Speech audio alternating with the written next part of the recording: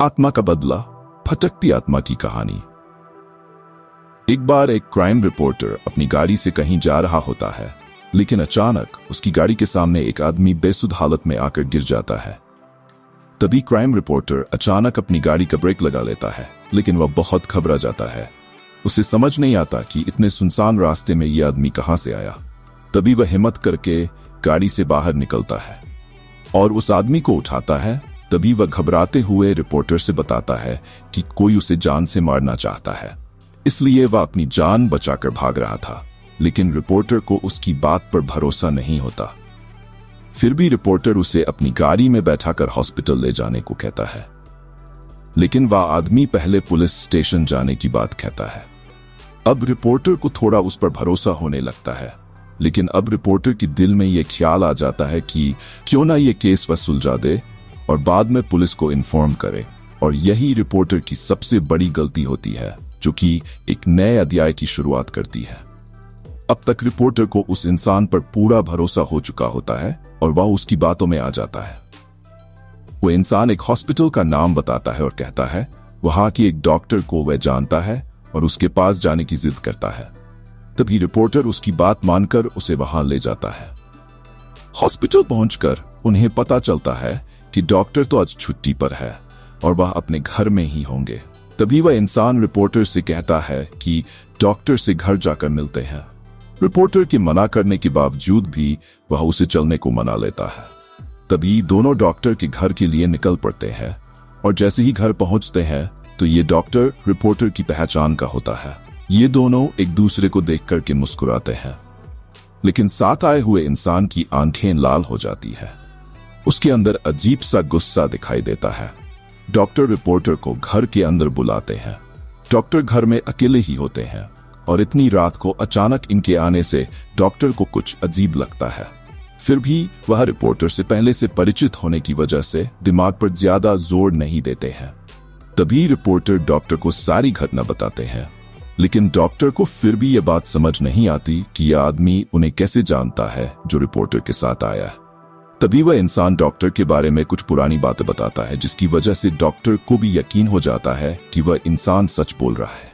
शायद डॉक्टर ही उसे भूल गए होंगे। अचानक डॉक्टर उठकर कहते हैं, रुकिए, मैं आप लोगों के लिए चाय ले आता हूं। तभी वह आदमी कहता है, आप रहने दीजिए, मैं चाय बना देता हूं। आप मुझे अपने किचन का रास्ता बता दीजिए। लेकिन डॉक्टर को यह अनुचित लगता है तो वह उसे मना करते हैं, लेकिन वह इंसान काफी जिद करने लगता है। तो डॉक्टर को मजबूरी में उसे किचन तक ले जाना पड़ता है और डॉक्टर उसे चाय का सामान देते हैं और बाहर चले जाते हैं। तभी वह आदमी गैस का रेगुलेटर ऑन करके किचन की सारी खिड़कियां बंद कर देता है और थोड़ी देर बाद डॉक्टर को आवाज देता है कि आपका लाइटर नहीं चल रहा। डॉक्टर जैसे ही किचन में आते हैं तो उन्हें गैस की बदबू आती है, लेकिन वह सामान्य बात समझकर उस इंसान से लाइटर लेते हैं और जैसे ही वह लाइटर जलाते हैं वह आदमी बाहर भाग जाता है और अचानक गैस की आग डॉक्टर को चपेट में ले लेती है। अचानक हुई ऐसी घटना से रिपोर्टर को कुछ समझ नहीं आता और वह रिपोर्टर उस आदमी के साथ घर के बाहर भागता है। रिपोर्टर ये घटना देखकर जल्दी से पुलिस को इन्फॉर्म करता है और साथ ही साथ फायर ब्रिगेड को भी बुलाता है, लेकिन तब तक बहुत देर हो चुकी होती है। घटनास्थल पर पुलिस के आने के बाद रिपोर्टर उस आदमी के साथ वहां से निकल जाता है और गाड़ी की स्पीड तेज करते हुए कहीं अकेले स्थान में जाना चाहता है। दरअसल ये सब देख करके उसका दिमाग घूम चुका था। उसे कुछ समझ नहीं आ रहा था कि ये सब क्या चल रहा है। तभी अचानक बगल में बैठा हुआ आदमी उसकी गाड़ी का स्टीयरिंग व्हील घुमा देता है और गाड़ी रोड के किनारे एक खाई में चली जाती है। गाड़ी का इतना जबरदस्त एक्सीडेंट होने के बाद दोनों की हालत बहुत बुरी हो जाती है। दोनों खून से लथपथ दिखाई देते हैं। रिपोर्टर मूर्छित अवस्था में होकर उस इंसान से पूछता है, तुमने ऐसा क्यों किया?